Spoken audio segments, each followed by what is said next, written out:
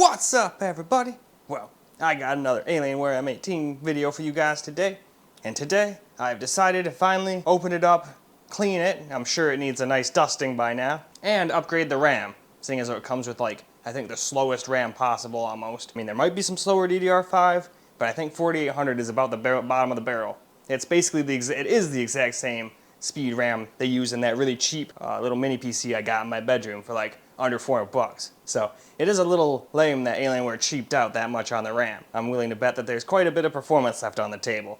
Now, I'm not expecting to get like a 50 FPS increase or anything like that, but it would be nice to get like, you know, an 8 to 10 FPS increase and maybe get some nicer 1% lows and what have you, and probably inflate your benchmark scores a little too. Not that I care too much about benchmarks, but they're fun, and that's about it. But in any case, so basically in this video, like I said, we're gonna take this thing apart and dust it, and we're gonna install this memory right here. Here we go. Since I don't have autofocus, I kind of have to take, you know, where I want stuff myself.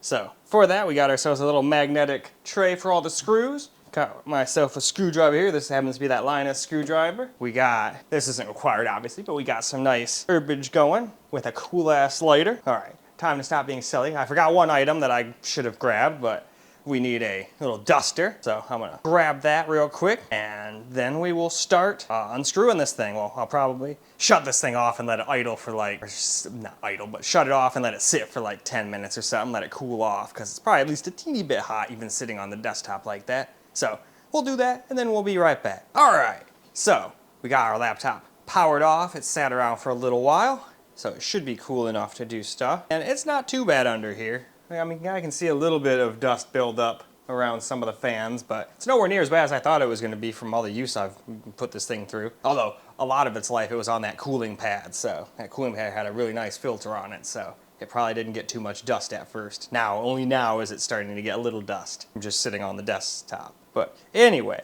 so you've got 8 screws to take out. They're not Torx or anything special, they're just a Phillips head screw, so you can just start taking them out. And as far as I know, this doesn't void your warranty in any way, shape, or form. I mean, if it does, it's news to me. But warranties half the time suck anyways, so they usually try to figure out a way to weasel their way out of it. Alrighty. Now this one, there's only 8 screws. I think the Asus G15 Advantage has even more. I keep forgetting this thing can do that. That makes things go so much faster. I'm used to my older screwdriver still, I guess. Wow, that one doesn't really want to come out of there, to be honest. Alright. That's why I don't force the thing. You don't want to strip your screws. That would not be good. And those two look slightly different, so I'm going to keep those two off. They're probably the same exact screw, but they seem slightly shorter, so I'm just going to keep it safe and set these two off to the side, you know? Where did it go? Oh, it's on the side of the screwdriver. We're good. For a second, I didn't hear it hit the floor, so I was like, shit. All right, and then we got our last 2 screws, and I'm sure if not both of these is going to be those ones that don't really want to come out, you know? All the way. See, if you hear that snap, then you know you're good. All right, very carefully line it up.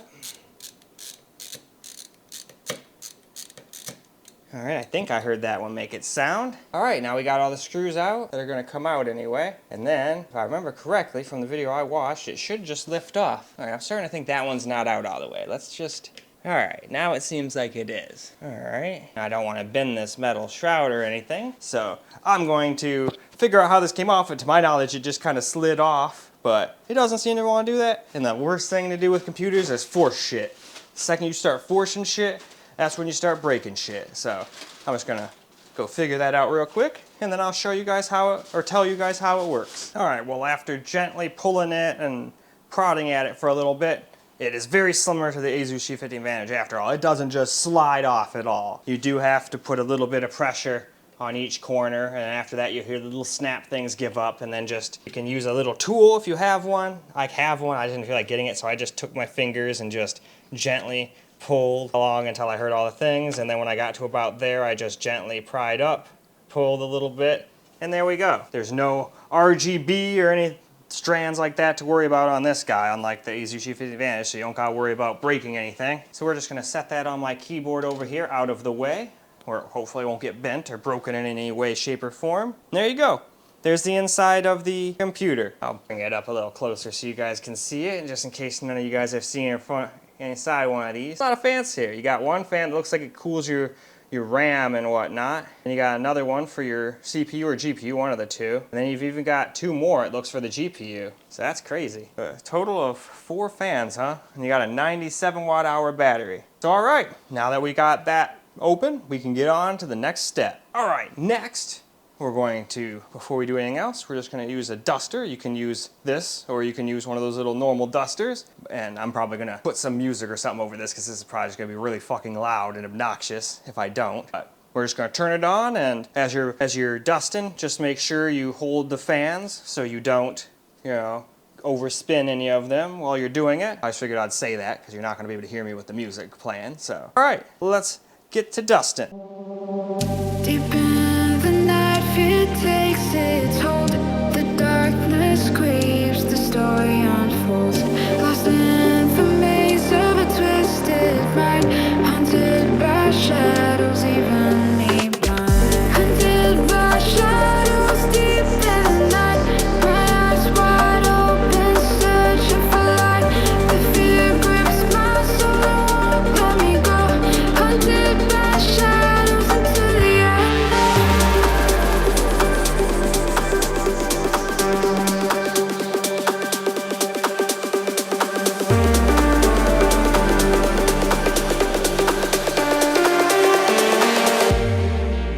So, if it was way dustier, kind of like how my Asus G15 Advantage was getting, you're gonna have to get like a Q-tip and just nicely get all the hair and whatnot if it's all clogged up in there, but there's none of that going on here. Almost makes me want to just get another one of those Lano cooling pads and just put it under there just for the dust protection. And it did make the GPU a lot cooler. The CPU didn't really give a damn. That thing was always like at 100 if it's getting used. A lot of people tell me I need a repaste on it, but as you guys can see, that shit's underneath the fricking motherboard. That's where the two GPU, the GPU and the CPU, I don't know which is which, but that's where they are. They're on the other side of the motherboard, and I am not taking this whole thing apart to repaste it. Nope, not after what happened with the Asus. All I did was make things worse, so I'm leaving this alone. But now we can get to the actual RAM upgrade and hope that it even works in the first place. But it should. It might not work at the full 5600 megahertz, but I'm hoping it'll at least go to 5200 with like Titan timings or something like that. But anyway, it's time to get on to the next step. All right, now it's time for us to upgrade the RAM. So your RAM is going to be under this little fancy little copper thing they've got here. And the easy way to get it out is you just have to pull on those two things at the same time and it should pop up. Of course, it's going to not on camera for me. I'm also trying to keep my hands out. Normally I'd have 2 hands around, but I don't want to get my hands in the camera. And there you go. So there's one of them. So what do we get here? It's SK Hynix, 16 gigs. So all right, so that one, remember, goes upside down like that. Or remember that when we go in. Let's see how the other one looks. The other one is up. This time I'm just going to do it like normal. See, super easy when I just put 2 hands in it.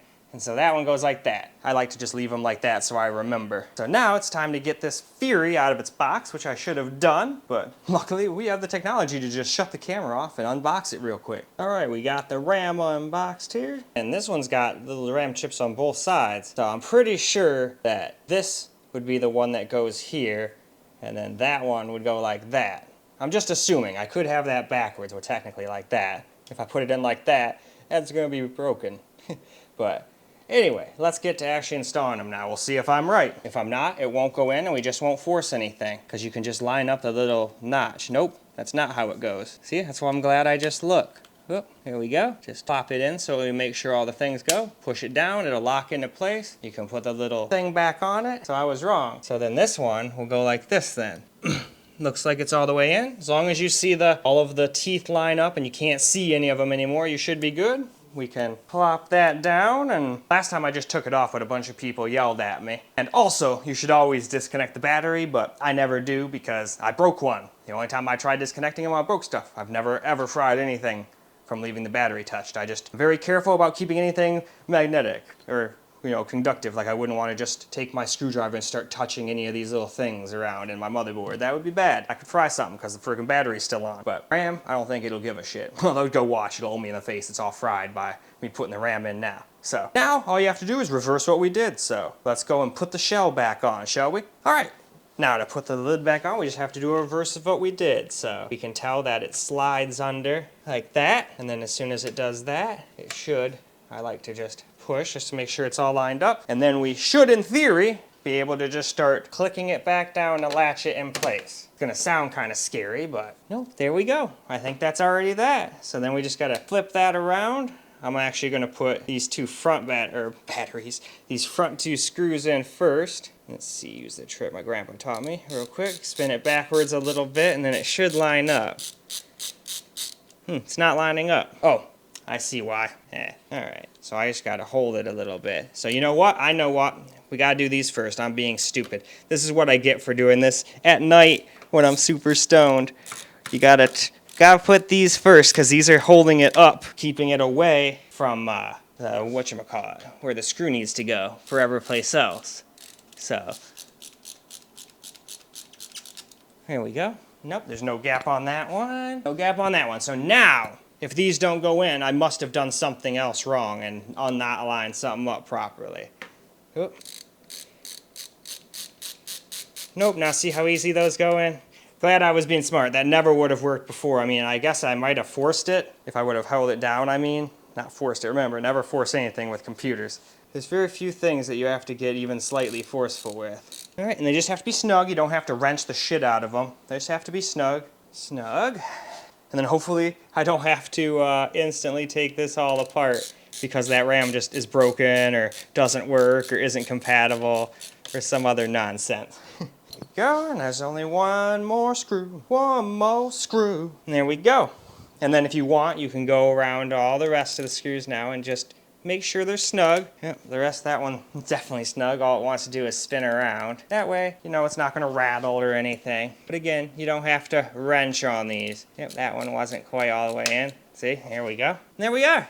I don't even think that was all the way pushed down. I heard it snap its little snappy thing into place. All right, and that's all the screws back in. You are done with that. Now all we gotta do is hook it back up and hope to God it still boots and actually works. So let's go ahead, get it hooked up and go give it a try. All right, well, I forgot it turns on automatically when you open the lid, so I didn't get like what usual. What I gotta do is take a quick hit, see if it actually posts. So can take a long time to post with DDR5 and Ryzen systems, so let's just wait and see. We'll take a hit right now.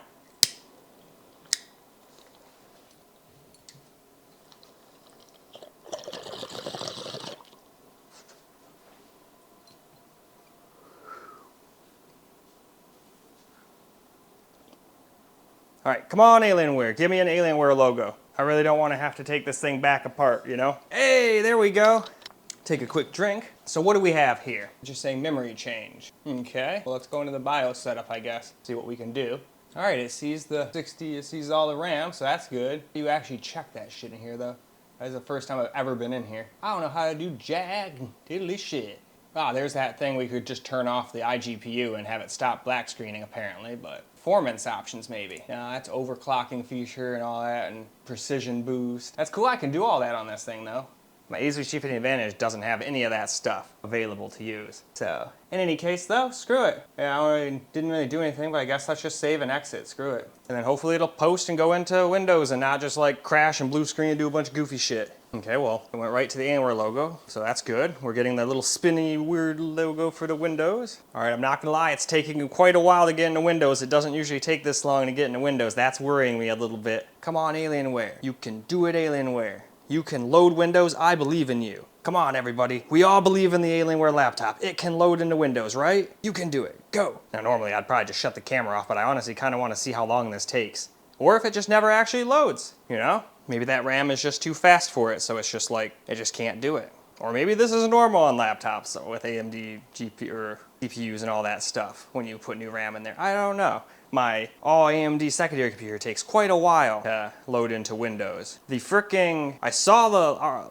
RGB light up for a second on that Razer keyboard there, so I think it's doing something. It's not just sitting there just with its thumb up its butt. I think it actually is trying to load Windows. This is just weird. Usually this thing's pretty quick. Like it takes it a second to give me the Alienware logo, but then it'll usually like spin that wheel like once or twice and boom, you're in Windows. Still, the quickest computer I still have to this day to booting into Windows is my ASUS G15 Advantage. Hey, it's there. It wants to see me. Always fun to give face scans of your face to Microsoft after all. All right, so let's go. Well, I don't even need that. We can just bring that up. We can go see memory. but it's only at 5200 megahertz. I figured it wasn't going to do the full 5600. Where's my, where'd it go? I know I've got it installed on here. I'm pretty damn sure I do. I really don't. Oh, there it is. Hardware info. I want to see what the timings and all that stuff is. I guess I could have just used CPU Z2. No, I don't need to upgrade you just to read some info. The RAM and everything works all good, so I'd be an absolute asshole if I didn't go do a quick benchmark. Now, I should have done a benchmark on the stock RAM, but you guys can go look at some of my old videos of this thing to see like the 3D marks and all that stuff. So I'm gonna go launch that real quick, and we'll go and see what it gets in the benchmarks. I'll go run two. I'll go run Firestike, which is like a DirectX 11-ish benchmark, and then we'll also go run Time Spy. All right, well, my camera decided to like do that shut off on again like 20 times in a row, so I think my camera's about cooked already, but I've made like probably 200 videos, 300 videos with that thing so far. So I guess I just got unlucky. I don't think too many people have to replace these that soon. I think it's even under warranty. But anyway, so with that new RAM, we got 37,447 for a total score on Firestike. We got 46,255 for a graphics score. We got 35,392 for physics, and a combined of 15,997. Now, let's go ahead and go see how it does on the next test. All right, so Time Spy just got done, so we're at 17,222, which is just good. We're a tiny bit over average now, so better than being under average. I remember last time I did this test, I think I only got like 17 and like 90 or something, so I was only slightly above average. Now I'm at least a couple hundred points above, but we're far away from the best. There's still just some RAM put in there. Didn't overclock, undervolt, do anything. That 19,000 is probably people that sit there and tinker with every little thing from the RAM to the CPU to the GPU. I don't even know how you mess with the GPU in this thing, if you even can easily, but I'm sure there's a way, just like with the Asus G15 Advantage. Anyway though, now it's time to move on to the next one, and I told it to be performance mode, but I feel like it's not spinning the fans up as high as performance mode usually does, and I've noticed that when I went to go check, the stupid command center wouldn't give me any information whatsoever, because this app is garbage. Like, people make fun of the Armory Crate, but this is honestly the worst of the two.